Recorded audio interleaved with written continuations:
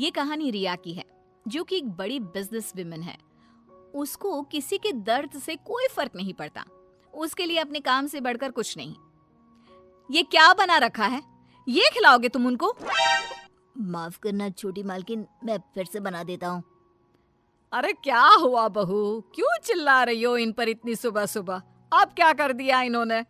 Mummy जी, अभी दोपहर को मेरे बहुत ही इम्पोर्टेंट गेस्ट आने वाले हैं और इनका खाना ऐसा है बेस्वाद। अगर ये खाएंगे तो क्या सोचेंगे? इनको अभी के अभी नौकरी से निकाल दो। मुझे ऐसे लोग काम पर नहीं चाहिए जिनको ठीक से काम करना नहीं आता। अरे लेकिन बहू, ये बहुत सालों से हमारे लिए काम कर रहे हैं, ऐसा कैसे निकाल दे? हाँ मेम साहब, मुझे नौकरी से मत निकालिए। मैं अच्छे से काम करूंगा, आपको शिकायत का कोई मौका नहीं दूंगा।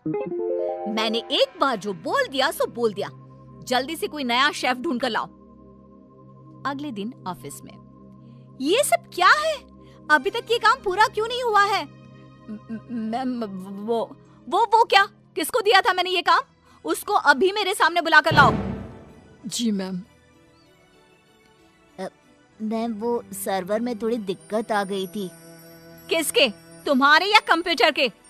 वो मैम, बात यह है कि जितना वक्त तुम आज मुझे समझाने में जाया कर रहे हो ना, उतना वक्त अगर तुमने कल इस काम को करने में किया होता तो आज ये पूरा हो जाता। तुम्हें नौकरी से निकाला जाता है। मैम प्लीज ऐसा मत करिए, मेरे छोटे छोटे बच्चे हैं, अगर मेरी नौकरी चली गई तो।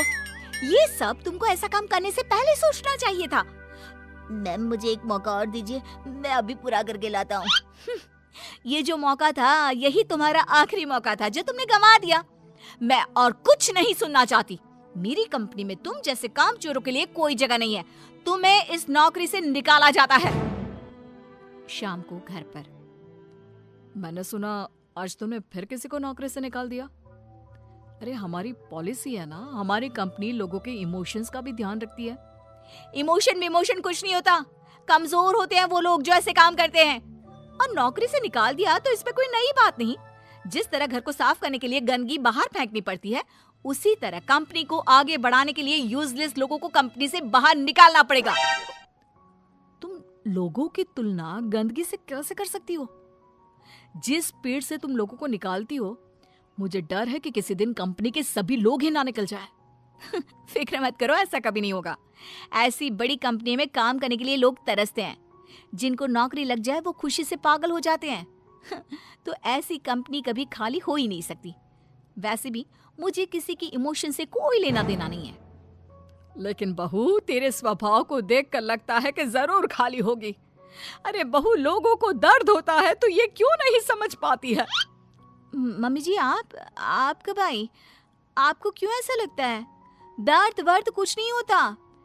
कम से कम मैंने तो इस दर्द नाम की चिड़िया को कभी फील ही नहीं किया। क्योंकि बहू तो दूसरों की भावनाओं की कदर नहीं करती। दूसरे क्या सोच रहे हैं, क्या कर रहे हैं, वो क्यों नहीं कर पा रहे हैं, किसी की परवाह नहीं करती। ऐसा नहीं होता बहू।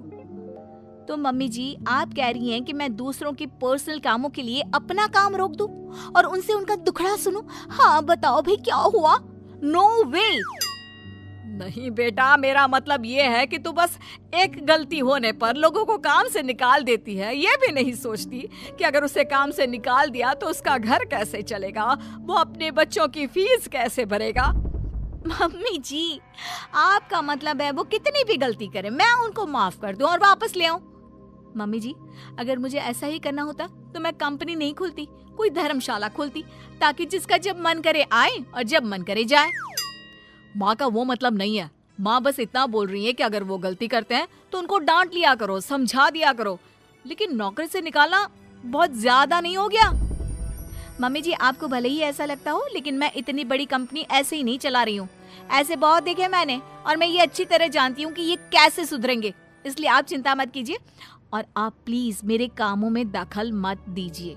मुझे अच्छी तरह पता है कि मैं क्या कर रही हूँ। एक दिन अचानक से रिया की बेटी की तबीयत बहुत खराब हो जाती है और रिया कंपनी की जरूरी मीटिंग छोड़ देती है।